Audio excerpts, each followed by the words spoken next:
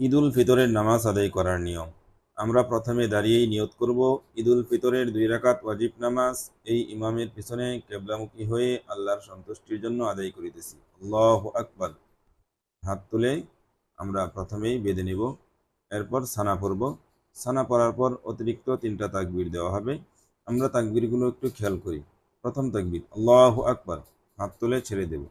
দ্বিতীয় তাকবীর আল্লাহু আকবার, হাত তুলে ছেড়ে দেব। তৃতীয় তাকবীর আল্লাহু আকবার, হাত তুলে বেঁধে নেব। এরপর ইমাম সাহেব সূরা ফাতিহা এবং আরেকটি সূরা পড়বেন, রুকু সিজদা করে প্রথম রাকাত শেষ করবেন। দ্বিতীয় রাকাতের জন্য উঠে দাঁড়িয়েই ইমাম সাহেব প্রথমে সূরা ফাতিহা এবং আরেকটি সূরা পড়বেন।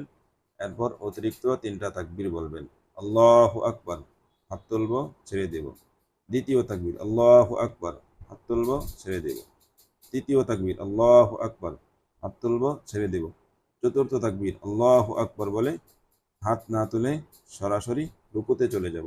এরপর ইমাম সাহেব রুকু সেজদা বৈঠক করে দ্বিতীয় রাকাত শেষ করবেন। এভাবেই আমরা 2 রাকাত ঈদুল ফিতরের নামাজ আদায় করব ইনশাআল্লাহ।